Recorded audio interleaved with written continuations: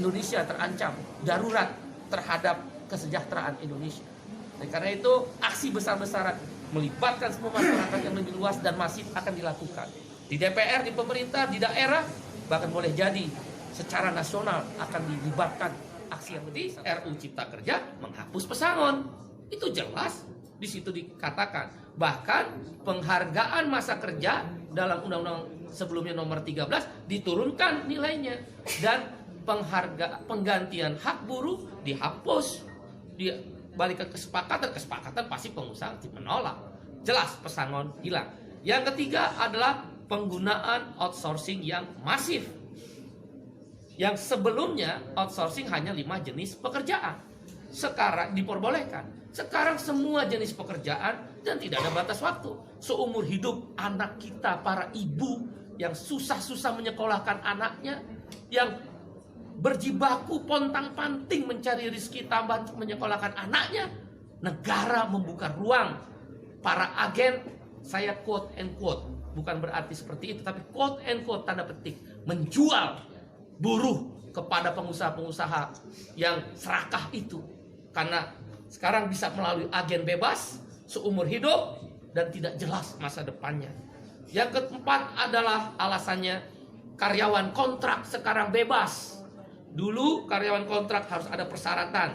Boleh menggunakan karyawan kontrak kalau paling lama 3 tahun pekerjaan itu. Jenis pekerjaan tertentu, untuk pre-pro, bukan mass product, bukan produksi massal dan sebagainya. Sekarang syarat itu dihapus, dibolehkan menggunakan karyawan kontrak semua jenis pekerjaan dengan batas waktu tidak tertentu. Wahai ibu-ibu dan bapak-bapak, anak-anak kita terancam dengan masa depannya yang dikontrak seumur hidup tanpa kejelasan nasibnya, dan di outsourcing seumur hidup melalui para agen-agen pekerja yang menampung pekerja itu. Berbahaya buat negara ini, terlalu liberal, tidak ada perlindungan negara kepada rakyatnya. Yang kelima adalah social security, jaminan sosial dihapus, khususnya jaminan kesehatan dan jaminan pensiun. Dengan berlakunya upah per jam atau istilah dalam undang RU tersebut persatuan waktu, maka tidak ada lagi kewajiban untuk membayar jaminan kesehatan dan jaminan pensiun. Bagaimana menghitung pensiunnya dengan upah per jam? Ditambah dengan adanya outsourcing dan karyawan kontrak yang bebas, siapa yang bayar jaminan pensiun para buruh dan pekerja itu? Dunia pekerjaan Indonesia terancam, pekerja-pekerja lokal terancam. Ditambah yang keenam alasannya adalah tenaga kerja asing. Dulu harus mendapatkan izin menteri, sekarang hanya sekedar pengesahan tanpa perlu izin menteri. Siapa yang kontrol bahwa buruh kasar tenaga kerja asing bisa masuk? Sekarang saja yang ada izin tertulis menteri bisa hilang, bisa banyak orang buruh kasar tenaga kerja asing masuk. Sudahlah outsourcing, sudahlah kontrak bebas, sudahlah upah murah, sudahlah masa depan tidak ada, buruh-buruh asing bisa bekerja di startup dan lembaga pendidikan sekarang bebas untuk memakai jasa tenaga kerja asing. Itu berbahaya, mengancam pekerja lokal. Yang ketujuh adalah yang kita sebut dengan waktu kerja.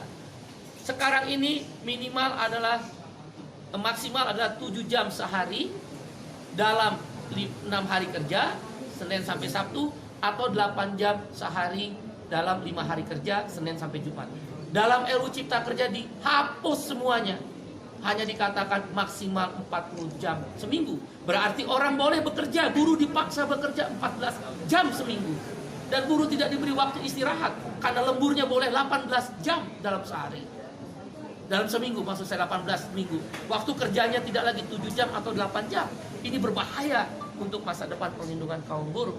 Dan hal-hal lainnya adalah sanksi pidana dihapuskan dengan RUU Cipta Kerja yang baru ini. Orang tidak bayar, pengusaha tidak bayar upah, tidak ada sanksi pidana. Terlambat bayar upah, tidak ada larangan. Kalau begitu kalau saya pengusaha bisa bayar upah 3 bulan sekali dong. Di mana negara kalau begitu? Kalau memang tujuannya investasi, kenapa tidak ada perlindungan? Kita setuju investasi, yang tidak kita setuju adalah tidak ada perlindungan. Dan kemudian hal lainnya yang ke-9 adalah bahwa PHK jadi mudah sekarang. Nggak perlu lagi ada negosiasi dan perundingan dengan serikat buruh, langsung ke PHI dan PHI bisa langsung memutuskan Pengadilan Hubungan Industrial. Karena itu kami berpendapat 9 alasan KSPI menolak RUU Cipta Kerja yang sudah resmi diserahkan DPR akan dilakukan perlawanan. Bagaimana kalau kemudian DPR tetap mengesahkan RUU tersebut? Ada 3 langkah yang kami lakukan. 1, aksi besar-besaran selama pembahasan di DPR, maupun kalaulah dipaksa untuk disahkan yang merugikan buruh tadi. Aksi nasional, aksi daerah, bahkan tidak menutup kemungkinan aksi yang melibatkan komponen yang lebih luas. Kawan-kawan mahasiswa, mereka terancam. Begitu masuk pasar kerja, tidak punya masa depan. Para ibu-ibu, bapak-bapak terancam karena mengeluarkan biaya tinggi untuk menyekolahkan anaknya. Tidak punya kepastian masa depan untuk anak-anaknya. Para pemuda-pemuda dan pemudi terancam. Nggak mungkin mau menikah karena outsourcing dan karyawan kontrak. Indonesia terancam darurat terhadap kesejahteraan Indonesia. Karena itu aksi besar-besaran melibatkan semua masyarakat yang lebih luas dan masif akan dilakukan. Di DPR, di pemerintah, di daerah, bahkan boleh jadi secara nasional akan dilibatkan aksi yang lebih besar-besaran. Menghentikan produksi